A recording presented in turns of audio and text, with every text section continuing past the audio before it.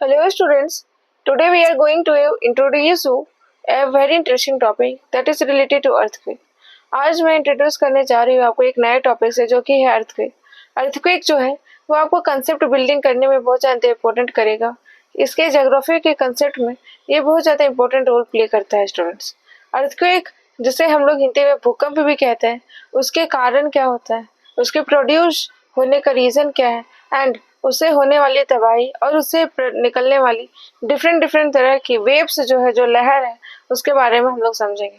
हाल ही फिलहाल अर्थक्वेक का केस देखा भी जा चुका है जो कि कैलिफोर्निया, अलास्का, कनाडा और इंडिया में भी राजस्थान के रीजन पे एंड कुछ पार्ट म्यांमार में भी ऐसा देखा गया है। Turkey is one of the example.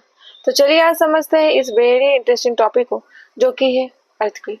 सबसे पहले अर्थक्वेक, जैसा कि आप यहाँ पे देख सकते हैं कि अर्थक्वेक जो है वो कुछ नहीं but vibration of the earth होता है। मतलब कि अर्थ में एक ऐसा तरह का वाइब्रेशन होता है जैसे कि जो कि सडन निकला, यानी कि अचानक होने वाला वाइब्रेशन। एग्जाम्पल के लिए अगर ये अर्थ का सरफेस है, यहाँ से जो वाइब्रेशन है वो अचानक पृथ्वी के ऊपर की ओर आ रही है, जिस कारण से क्या हुआ कि ये जो सरफेस है, ये जो सरफेस आप देख रहे हैं, यहाँ पे अर्थक्वेक का जो डायमीटर है वो ज़्यादा होता है। यहाँ पे जो उसकी तबाही है, उसका जो फ्लो है वो ज़्यादा होगा। यहाँ पर जो निकलने वाला जो पॉइंट है उसे एक सेंटर के नाम से जानते हैं एंड ऊपर में भी जो सरफेस के ऊपर जो निकलेगा पॉइंट स्टूडेंट्स, उसे भी हम लोग एक डिफरेंट नाम से जानते हैं। Let me change the colour, okay. Earthquake जैसे कि आप यहाँ पे मैंने बताया कि कुछ नहीं बट द रप्चर मूवमेंट है, सडन मूवमेंट, अचानक होने वाला मूवमेंट है। किसमें है? रॉक में, जो कि कहाँ प्रेजेंट है? बियॉन्ड द सरफेस, अर्थ के सरफेस के अंदर। अर्थक्वेक और सिस्मिक वेव, जैसे कि अर्थक्वेक वेव, समझिए कि वेव क्यों यहाँ पे लिखा गया है। वेव जैसा कि आप देखते हैं कि पानी में जो लहर है वो कभी ऐसे है, कभी ऐसे, ऊपर नीचे ऐसे होती रहती है स्टूडेंट्स।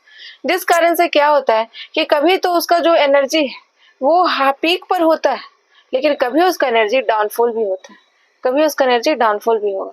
इसी तरह जो अर्थक्वेक है वो कभी कभी तो कहीं पे ज्यादा तबाही करेगी, ये उसका पीक पॉइंट है और ये उसका डाउन पॉइंट है। इस कारण से अर्थक्वेक को एक वेव की तरह देखा गया। वेव कुछ नहीं होता but the recurrent movement of the surface of the anything is called wave. Wave, जिस अर्थक्वेक वेव को हम लोग सिस्मिक वेव भी कहते हैं। सिस्मिक वेव इस कारण से कहते हैं क्योंकि सिस्मिक वेव का मतलब होता है एक ऐसी वेव जो कि धरती से निकलने वाली हो और वो धरती को सेक करे, धरती को हिलाए। इस कारण से वो सिस्मिक वेव कहलाती है। सिस्मिक वेव जो होती है इसका भी जो सेम कारण ही होगा, जैसा कि अभी आपको बताया कि अर्थक्वेक वेव और सिस्मिक वेव बस एक ही पहलू के दो नाम है। इस कारण से आप लोग इसको देख सकते हैं। यहाँ पे एक ब्यूटीफुल वे में जो फ्लो चार्ट है उसके थ्रू समझाया गया है कि सिस्मिक वेव का टाइप क्या है एंड उसके बारे में आपको एक एक करके मैं बताना चाहती हूँ। जैसे कि आप देख सकते हैं कि सिस्मिक वेव जो है, ये जो सिस्मिक वेव है यानी अर्थक्वेक वेव है, ये दो तरह में दो पार्ट में आपका डिवाइडेड है। फर्स्ट है बॉडी वेव एंड सेकेंड है आपका सरफेस वेव। सरफेस वेव जो है, जैसा कि आप देख सकते हैं, सरफेस वेव, पहले हम लोग सरफेस वेव से ही स्टार्ट करेंगे स्टूडेंट्स। सरफेस वेव जो है ये अपने नाम को ही डिफाइन करता है कि ये पे सरफेस पे पहले निकलेगा। मतलब कि अगर मैं यहाँ पे एक डायग्राम बनाना चाहूँ, अगर मैं आपको यहाँ पे समझाना चाहूँ तो देखिए, अगर ये अर्थ का सरफेस, अर्थ का सरफेस से जब एक वेव है, लहर है, वो अर्थ के नीचे से निकल रही है, जैसे वो सरफेस को टच करेगी, जैसे ही इस सरफेस को उसने टच किया इस वेव ने, वो वेव जो है वो सरफेस वेव कहलाएगी। ये जो वेव है ये आप जो देख रहे हैं, इसको अगर मैं ए मानूं, ये अगर ए है और ये अगर बी है, तो जो ए वेव जो आप देख रहे हैं इसे कहेंगे सरफेस वेव एंड जो ये बॉडी जो निकला हुआ जो सर्फ सोर्स है इसका, जो इसका सोर्स है उसे कहेंगे बॉडी वेव। बॉडी वेव का मतलब वो हुआ कि ऐसा वेव जो कि प्राइमरी जो है वो beyond the surface of the earth वो आपका निकल रहा है। इस कारण से इसको इस तरह समझ सकते हैं। बॉडी वेव, जैसा कि अभी मैंने आपको बताया कि अर्थ के नीचे से निकलेगा। बॉडी वेव को फर्दर हम लोग दो पार्ट में डिवाइड कर सकते हैं। First is the primary wave, The second is the secondary wave. Primary wave समझिए क्या होता है, फिर से इसको एक ब्यूटीफुल एग्जांपल के साथ समझते हैं। जैसे कि आपने सुना होगा इकोनॉमी में प्राइमरी गुड एक ऐसा गुड होता है जो कि बेसिक प्रॉपर्टी को भी फुलफिल कर दे। सबसे पहले गुड में उसी का काउंट होगा, इस कारण से उसे प्राइमरी गुड भी कहते हैं। जैसे कि अगर एक सरफेस है अर्थ का और यहाँ से वेव जो है वो एक पहली वेव जब निकली, जब एक ऐसा पॉइंट, इस पॉइंट को अगर मैं कहना चाहूँ तो इसे कहेंगे हम लोग हाइपोसेंटर। इसे कहेंगे हम लोग हाइपोसेंटर, एच से डिनोट करती हूँ मैं इसे, हाइपोसेंटर कहेंगे। इस जो पहला वेव जो निकला है इसे ही कहते हैं हम लोग प्राइमरी वेव। प्राइमरी वेव जैसा कि आप लोग यहाँ पे देख सकते हैं, ये प्राइमरी वेव इसी जो फर्स्ट वेव है जो कि बियॉन्ड द सरफेस रिलीज हो रहा है उसे कहते हैं। सेकेंडरी वेव क्या हुआ? सेकेंडरी वेव हुआ कि जब वो सरफेस पे आने के बाद जब वो सेकेंड वेव की तरह कवर करे, सरफेस से आने से पहले तक वो सेकेंड वेव की तरह वर्क करे। एंड बॉडी वेव आपको समझ में आ चुका होगा कि प्राइमरी वेव और बॉडी वेव जो है वो दोनों आपस से इंटरलिंक है। पहले प्राइमरी यानी हुआ, प्राइमरी का मतलब होता है जैसे कि एक प्राइमरी स्कूल होता है, स्टूडेंट्स स्कूल्स में प्राइमरी का मतलब होता है पहला एंड सेकेंडरी का मतलब होता है दूसरा। एंड सेकेंड वेव आप देख सकते हैं सरफेस वेव। सरफेस वेव जो है वो सरफेस पे रिलीज होता है स्टूडेंट्स, एंड इसे हम लोग दो पार्ट में डिवाइड कर सकते हैं। The first is the Love wave and the second is the Rayleigh wave. Love wave जो है वो आप इसे कुछ फैंटेसी वर्ड से डिनोट मत करिएगा students, it is just like a geographical word.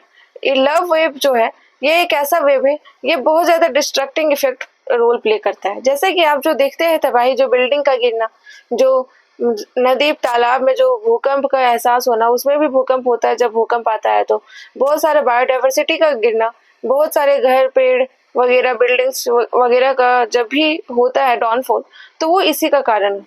ये लव वेव का और रेली वेव का, लव वेव का कारण है, ये रेली वेव का कारण स्टूडेंट। रेली वेव भी आप ये दोनों में ही, ये चारों का ही पार्ट है, सिस्मिक वेव का ही पार्ट है। एक एक करके अब हम लोग समझेंगे। बॉडी वेव, प्राइमरी वेव जिसे कहते हैं बॉडी वेव, और सेकेंडरी वेव जिसमें आता है जिसका ऐसे डिनोट करेंगे, एंड सरफेस वेव जो कि है Love waves and Rayleigh wave. एक एक करके ये सारे कंसेप्ट को हम लोग समझेंगे। तब तक के लिए अगर आप चाहते हैं तो इसे नोट डाउन कर सकते हैं। चलिए फर्स्ट वेव से स्टार्ट करते हैं students. The first is the body wave. As the name suggest body wave, body wave जो होता है वो ट्रेवल करता है इंटीरियर ऑफ द अर्थ। मतलब कि ये हुआ, आप जो ये वर्ड देख रहे हैं इंटीरियर, इसका मतलब ये हुआ कि अर्थ के बिलो द सरफेस। जैसे कि एग्जांपल के लिए अगर ये अर्थ है, अर्थ का सरफेस है, तो सरफेस के अंदर से जो भी वेव्स निकलेगी उसे हम लोग इंटीरियर कहेंगे। इंटीरियर मतलब होता है अंदर, इस कारण से अर्थ के पृथ्वी के जो अंदरी भाग से जो निकलेगा उसे कहेंगे body wave. They arrive before the surface waves emitted by an earthquake. मतलब कि ये हुआ कि ये जो है वो सरफेस वेव से पहले आएगी, सरफेस वेव से पहले जो वेव आती है उसे कहते हैं बॉडी वेव। ये वेव जो है उसका फ्रीक्वेंसी हाई होता है एंड ये सरफेस पे भी हिट करती है आफ्टर अ फ्रीक्वेंट टाइम। मतलब कि देखिए जो फ्रीक्वेंसी है, फ्रीक्वेंसी का मतलब होता है तेजी। तेजी तेजी जैसे कि अगर आप कोई भी चीज ले रहे हैं, जैसे कि आप रनिंग कर रहे हैं, अब आपका जो स्पीड है वो नापा जाएगा और वो आपको फ्रीक्वेंसी में भी नाप सकते हैं, क्योंकि फ्रीक्वेंसी जो है वो ह्यूमन बीइंग के लिए तो यूज नहीं होता, बट ये non living thing and for the geographical and scientifical term it is used. Okay, the second thing we are going to see is the part of the body wave, that is the primary wave which is denoted with P and the secondary wave which is denoted with S. Now we are going to see the primary wave. Primary wave जिसे हम लोग P wave भी कहते हैं, इसे एक और बहुत ही अच्छे नाम से जो कि लॉन्गिट्यूडनल या फिर कंप्रेशनल वेव भी कहा जाता है। लॉन्गिट्यूडनल वेव समझिए, लॉन्गिट्यूड जो होता है, लॉन्गिट्यूड लाइन आपने देखा होगा अर्थ में है, अर्थ में जो प्राइम मेरिडियन जो 0 डिग्री मेरिडियन है वो लॉन्गिट्यूड का ही पार्ट है। ये जो लाइन होता है एक straight line from the top of the surface to the bottom of the surface, it is come under the part of the primary wave, इसलिए हम लोग इसे प्राइमरी वेव भी कहते हैं। आप जैसे देख सकते हैं कि अगर मैं अभी आपको बताई थी कि जो एक सरफेस वेव है उसी से हम लोग बॉडी वेव भी निकलता है, बट ये स्ट्रेट हो जाएगा क्योंकि ये अर्थ के बिलो द सरफेस से निकल रहा है, बट ये अबव द सरफेस की ओर जाएगा। ये टॉप उसका है, ये उसका बॉटम है।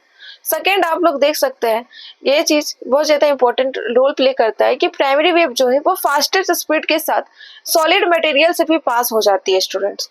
मतलब कि प्राइमरी वेव का मतलब ये हुआ कि ये जो है वो तीनों मीडियम, जैसे कि आपने पढ़ा होगा साइंस में, सॉलिड मीडियम है, लिक्विड मीडियम है एंड गैस मीडियम है।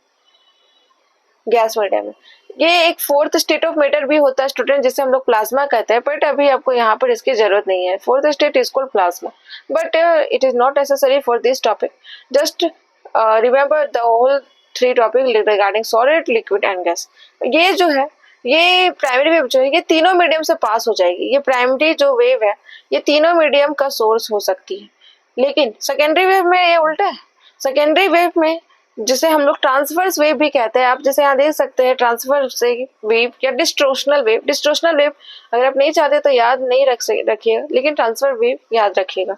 ट्रांसवर्स वेव का देखिए, ट्रांसवर्स जो होता है उसका कैसे डिनोट करता है। ट्रांसवर्स जो है कोई भी चीज, उसको इस फॉर्म में डिनोट किया जाता है। ट्रांसवर्स वेव जो है, या फिर आप एक जो वेव है देखिए, एक पॉइंट इधर, एक पॉइंट इधर, एक पॉइंट इधर एंड एक पॉइंट इधर, ये क्या आपको दिख रहा है? एक ऐसा वेव जो कि up down and downfall, up down and downfall कर रहा है, ये उस वेव की तरह है। इस कारण से इसे सेकेंडरी वेव भी कहते हैं। ये जो है वो 90 डिग्री लाइक वो उसका एक जो डायरेक्शन है वो फॉर्म करता है स्टूडेंट। ये परपेंडिकुलर, जैसे कि अभी मैंने बताया आपको कि साइड टू साइड परपेंडिकुलर होता है। ये परपेंडिकुलर, ये जो साइन मैंने अभी आपको बताया है, ये परपेंडिकुलर का ही साइन है स्टूडेंट्स। इस कारण से इसको हम लोग सेकेंडरी वेव को परपेंडिकुलर वेव या फिर ट्रांसवर्स वेव भी कह सकते हैं। देखिए, जैसा कि अभी मैंने आपको बताया था कि प्राइमरी वेव तो सारे मीडियम से पास कर जाएगी, but for S wave it does not pass able, it cannot able to pass from the liquid medium or the gas medium. So now you are able to understand the difference between the primary wave and the secondary wave. Now we are going to see the very important topic about the surface wave, जिसके कारण ही इतनी ज्यादा जो तबाही आप लोग तुर्की में अभी देखे हैं, जो म्यांमार में भी देखे, वो इसी के कारण पॉसिबल है। इस कारण से अब हम लोग इसको एक अच्छे वे में समझेंगे विथ ब्यूटीफुल एग्जांपल्स। तब तक के लिए आप चाहते हैं तो ये सभी चीजों को नोट डाउन कर सकते हैं। Next wave we are going to see is the surface wave. अब हम लोग सरफेस वेव के बारे में समझेंगे एंड उसकी इंपॉर्टेंस या फिर उसके डिस्टर्बिंग इफेक्ट को भी समझेंगे। देखिए, जैसे कि मैंने बताया था कि ये जो बॉडी वेव है वो आपको अर्थ के बियॉन्ड द सरफेस से निकलती है, बट ये जो है, ये जो सरफेस वेव जो आप देख रहे हैं, ये भी बियॉन्ड द सरफेस से तो निकलती है, बट ये मेनली हिट करती है एंड ट्रेवल करती है क्रस्ट के ऊपर से। ये मेंटल का पार्ट नहीं है, ये क्रस्ट का पार्ट है। ये अराइव करती है बॉडी वेव के बाद। ये जैसे कि अभी मैंने आपको बताया कि जो सरफेस वेव है वो सेकेंडरी वेव की तरह बॉडी वेव के बाद आती है, बॉडी वेव के बाद आएगी वो। एंड इसका जो फ्रीक्वेंसी है वो लो रहता है, पर इसका वेवलेंथ ज्यादा होता है। जैसे कि आपने एक साइंस में एक टर्म पढ़ा होगा फिजिक्स में, frequency is inversely proportional to wavelength. Frequency is inversely proportional to wavelength. Wavelength का साइन आपका ऐसा होगा। चलिए, मतलब कि क्या हुआ कि फ्रीक्वेंसी अगर कहीं ज्यादा है तो उसकी वेवलेंथ कम होगी, अगर वेवलेंथ ज्यादा है तो फ्रीक्वेंसी कम होगी। इस केस में अगर देखें तो यहाँ पे फ्रीक्वेंसी कम है, यानी कि वेवलेंथ ज्यादा होगी। वेवलेंथ क्या होता है स्टूडेंट, अगर आपको बताना चाहूँ, लेट मी रीज फर्स्ट। ओके,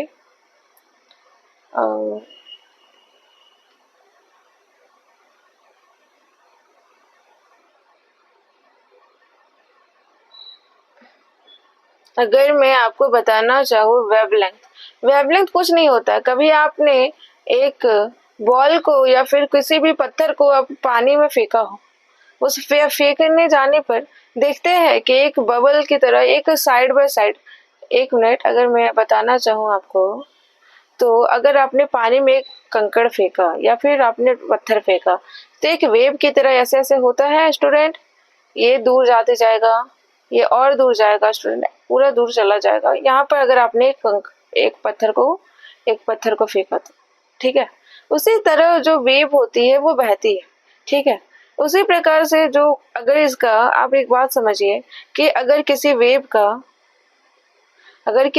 का फ्रीक्वेंसी कम है, यानी कि जो उसका स्पीड है वो कम हो जाए, तो मैंने अभी क्या बताया कि इनवर्सली प्रोपोर्शन होता है, यानी कि जो उसका वेवलेंथ है वो ज्यादा हो जाएगा स्टूडेंट।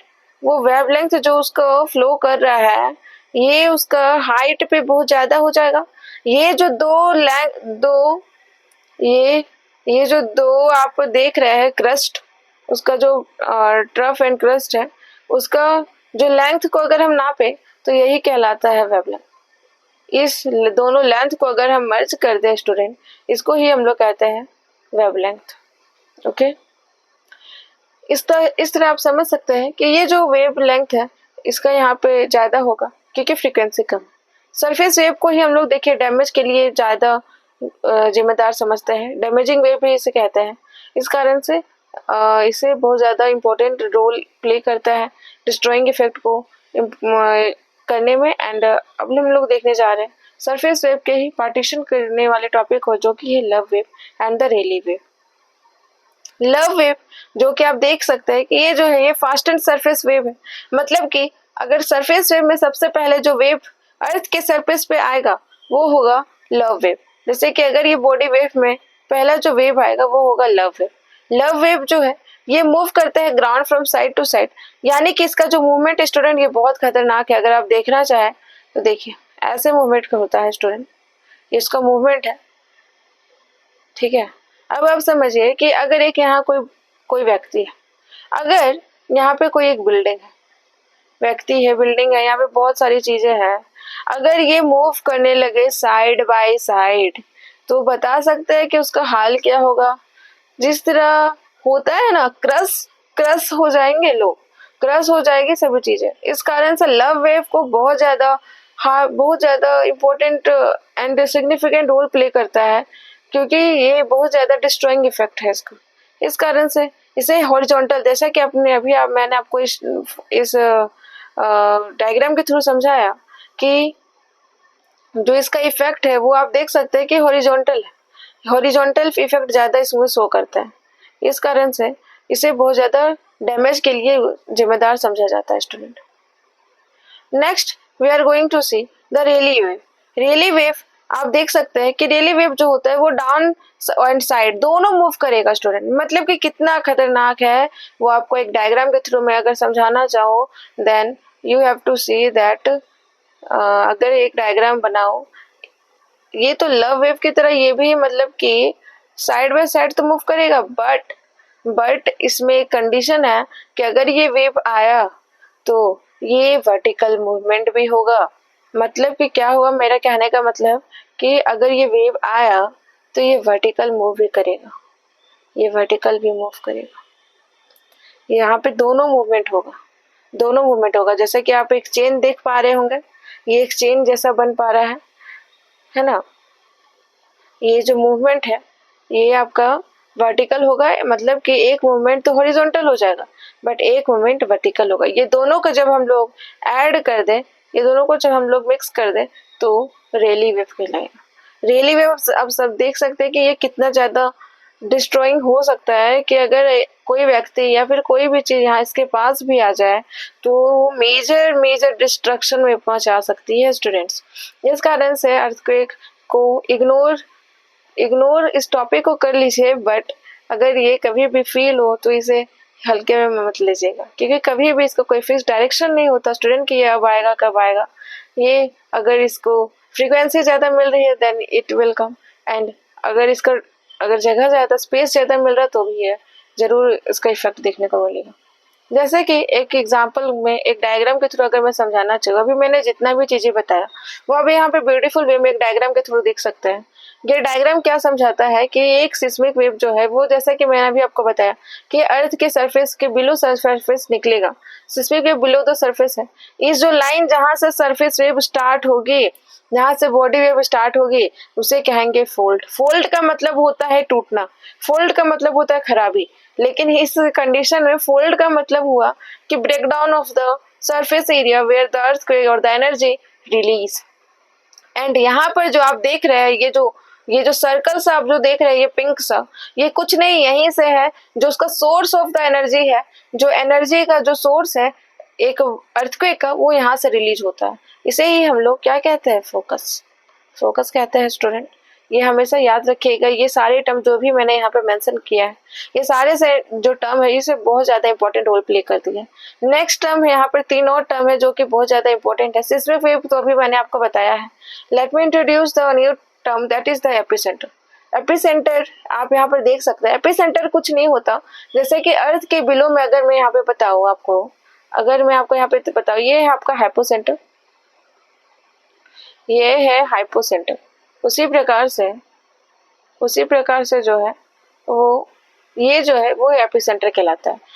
ये दोनों में बस इतना ही अंतर है कि एपिसेंटर जो है वो अबव द सरफेस रहेगा, ये अबव द सरफेस रहेगा, ठीक है, और ये जो होगा ये बिलो द सरफेस रहेगा, ये जो है आपका ये बिलो द सरफेस रहेगा।